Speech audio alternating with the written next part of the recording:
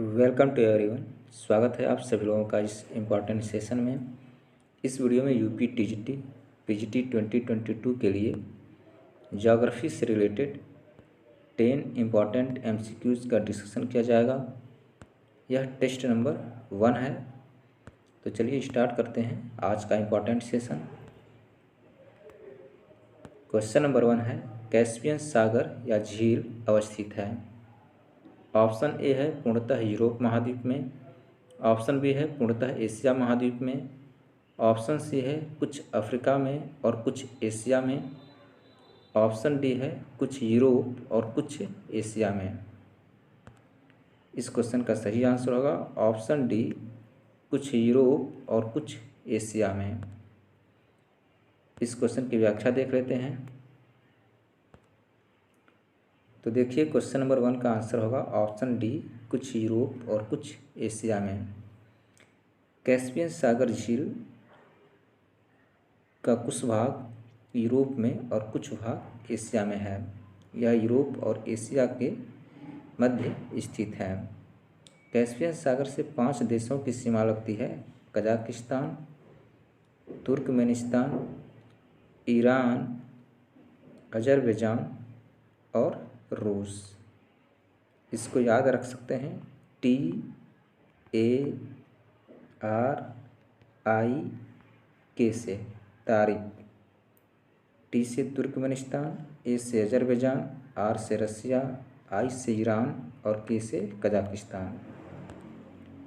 Ural और Olga नदी, इन दोनों नदियों का मुहाना भी कैस्पियन सागर में है।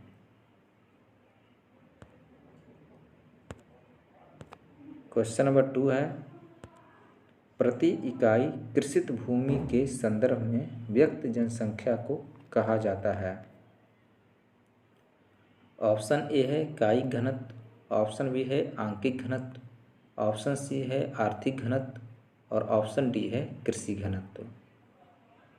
इस क्वेश्चन का सही आंसर होगा ऑप्शन ए, कायिक के घनत्व। तो देखिए क्वेश्चन नंबर 2 का आंसर होगा ऑप्शन ए, कायिक घनत्व।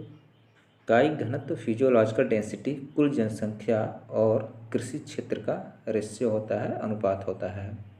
जबकि कृषि घनत्व एग्रीकल्चरल डेंसिटी कुल कृषि में लगी जनसंख्या और कुल कृषि योग्य भूमि का अनुपात होता है। क्वेश्चन नंबर 3 है, निम्नलिखित में से कौन सा युग महान हिम युग के लिए जाना जाता है? ऑप्शन ए है इयोसीन, ऑप्शन बी है प्लीस्टोसीन, ऑप्शन सी है प्लायोसीन, ऑप्शन डी है ओलिगोसीन।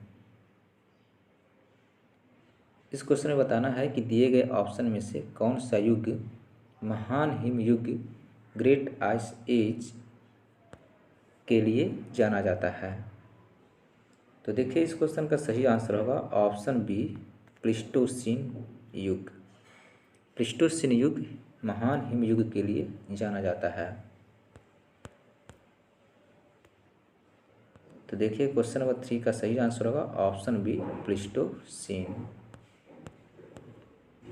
क्वेश्चन नंबर 4 है, वेगनर का महाद्वीपीय विस्थापन का सिद्धांत संबंधित है। ऑप्शन ए है महाद्वीप एवं महासागरों की उत्पत्ति से,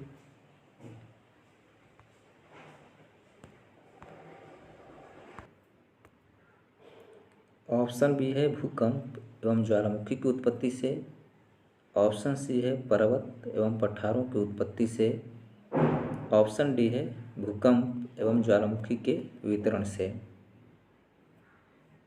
तो देखिए इस क्वेश्चन का सही आंसर होगा ऑप्शन ए, महाद्वीप एवं महासागरों की उत्पत्ति से। वेगनर का महाद्वीपीय विस्थापन का सिद्धांत महाद्वीप एवं महासागरों की उत्पत्ति से संबंधित है।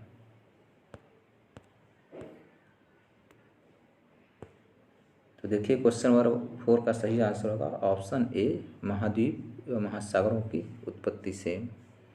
जर्मनी के प्रसिद्ध जलवायुवेता तथा भूशास्त्रवेता प्रोफेसर अल्फ्रेड वेगनर ने 1912 में महाद्वीपीय विस्थापन सिद्धांत प्रस्तुत किया था। जो महाद्वीप एवं महासागरों की उत्पत्ति से संबंधित है।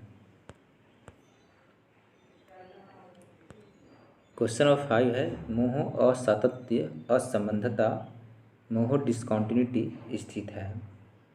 ऑप्शन ए है निचली क्रस्ट एवं ऊपरी मैंटल के मध्य। ऑप्शन बी है निचली मैंटल एवं ऊपरी क्रोड के मध्य। ऑप्शन सी है ऊपरी क्रोड एवं आंतरिक क्रोड के मध्य। और ऑप्शन डी है क्रोड के भीतर। इस क्वेश्चन में बताना है कि मोह डिस्कॉन्टिन्यूटी मोह असंबद्धता किन दो परतों के मध्य स्थित है। तो देखिए इस क्वेश्चन का सही आंसर होगा ऑप्शन ए निचली क्रस्ट एवं ऊपरी मैंटल के मध्य। मोह असंबद्धता निचली क्रस्ट एवं ऊपरी मैंटल के मध्य है। यह क्रस्ट और मैंटल को अलग करती है। इस क्वेश्चन की व्याख्या देख लेते हैं। तो देखिए क्वेश्चन नंबर 5 का सही आंसर होगा ऑप्शन ए निचली क्रस्ट एवं ऊपरी मैंटल के मध्य।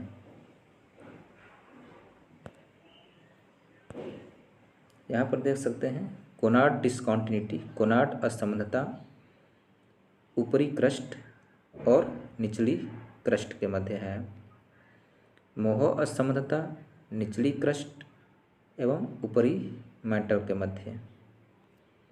मोह असंबद्धता क्रस्ट और मैंटल को अलग करती है। रेपिटेड डिस्कॉन्टिन्यूटी अपर मैंटल एवं लोअर मैंटल के मध्य, ऊपरी मैंटल और निचली मैंटल के मध्य है। गुटेनबर्ग डिस्कॉन्टिन्यूटी लोअर मैंटल और आउटर कोर, निचली मैंटल और बाहरी क्रूड के मध्य स्थित है। यह मैंटल और क्रूड को अलग करती है। और लेहमैन डिस्कॉन्टिन्यूटी लेहमैन असंबद्धता आउटर क्रूड और इनर कोर के मध्य स्थित है। यह बाहरी क्रूड और आंतरिक क्रूड को अलग करती है। इसको याद रख सकते हैं CMRGL से। क्वेश्चन नंबर 6 है, क्वेश्चन नंबर 6 है पेंग के अपर्दन चक्र में इट्विंकलुंग शब्द का क्या अर्थ है। ऑप्शन ए है विकास, ऑप्शन बी है वृद्धि, ऑप्शन सी है स्थिराकृति और ऑप्शन डी है अवस्था। इस क्वेश्चन का सही आंसर होगा ऑप्शन ए विकास। पेंग के अपर्दन चक्र में इट्विंकलुंग शब्द का अर्थ विकास है। इस क्वेश्चन की व्याख्या देख लेते हैं। तो देखिए अवस्था के स्थान पर पेंग ने इट्विंकलुंग नामावली का प्रयोग किया जिसका अर्थ होता है विकास, डेवलपमेंट। पेंग के अनुसार स्थिर रूपों का विकास निम्न प्रावस्थाओं से होकर गुजरता है। आफस्ती जिंडे इट्विंकलुंग, ग्लिथ फॉर्मिंग इट्विंकलुंग और आफस्ती जिंडे इट्विंकलुंग। उत्थान से पूर्व स्थल खंड के लिए पेंग ने प्राइमारंप नामावली का प्रयोग किया। पेंग के अनुसार अपर्दन चक्र की अंतिम अवस्था को इंड्रम कहा जाता है। क्वेश्चन नंबर 7 है,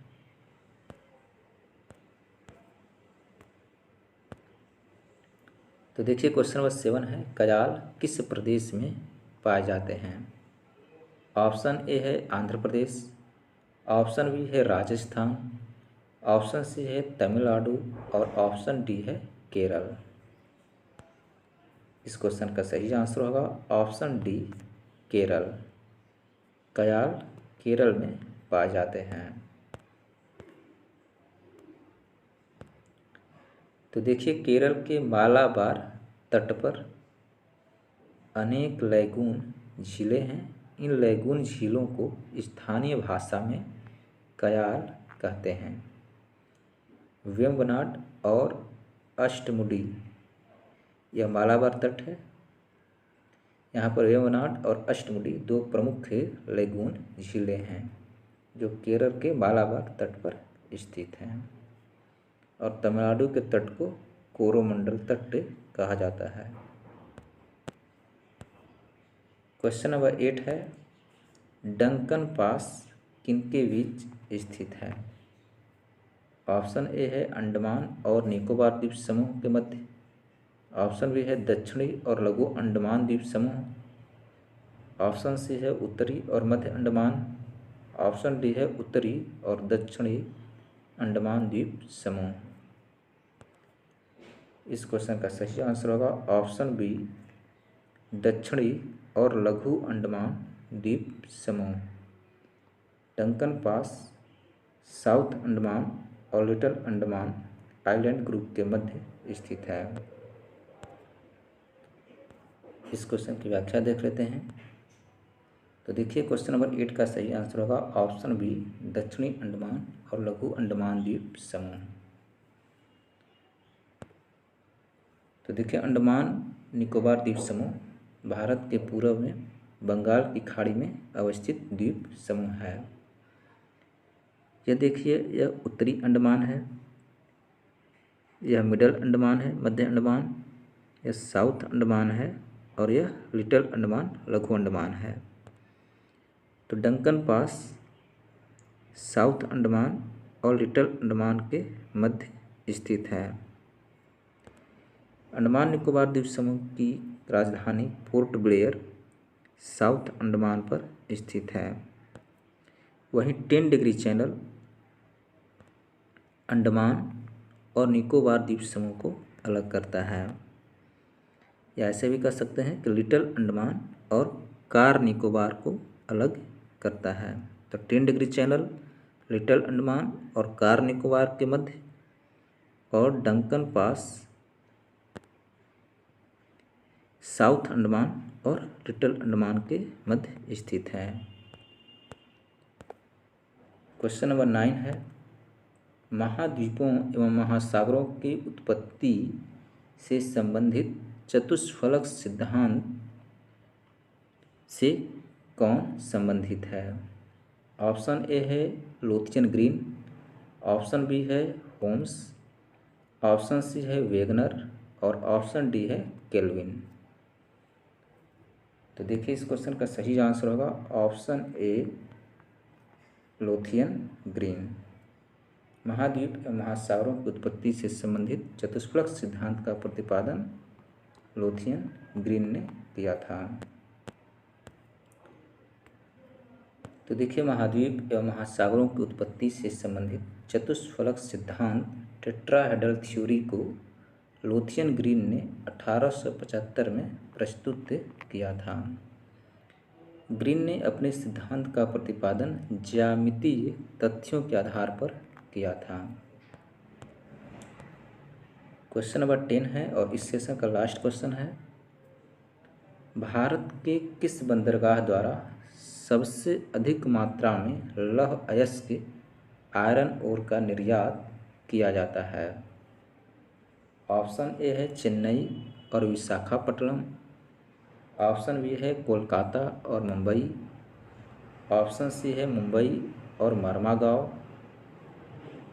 और ऑप्शन डी है विशाखापट्टनम और मरमागांव। तो देखिए इस क्वेश्चन का सही आंसर होगा ऑप्शन डी, विशाखापट्टनम और मरमागांव। इस क्वेश्चन की व्याख्या देख लेते हैं। तो देखिए क्वेश्चन नंबर 10 का सही आंसर होगा विशाखापट्टनम और मरमागांव। विशाखापट्टनम आंध्र प्रदेश में है, मरमागांव गोवा में है, मैंगलोर कर्नाटक में, कोचीन केरल में, तूतीकोरिन तमिलनाडु में, चेन्नई तमिलनाडु में, पारादीप ओडिशा, हल्दिया और कोलकाता वेस्ट बंगाल में, मुंबई और जवाहरलाल नेहरू महाराष्ट्र में, कांडला गुजरात में। तो ये भारत की मेजर पोर्ट्स हैं। पारादीप ओडिशा, विशाखापट्टनम आंध्र प्रदेश, मरमागांव गोवा और मैंगलोर कर्नाटक, ये भारत के 4 प्रमुख आयरन और एक्सपोर्टिंग पोर्ट हैं। भारत के लौह अयस्क निर्यातक पतन है पारादीप, विशाखापट्टनम, मारमागांव और मैंगलोर।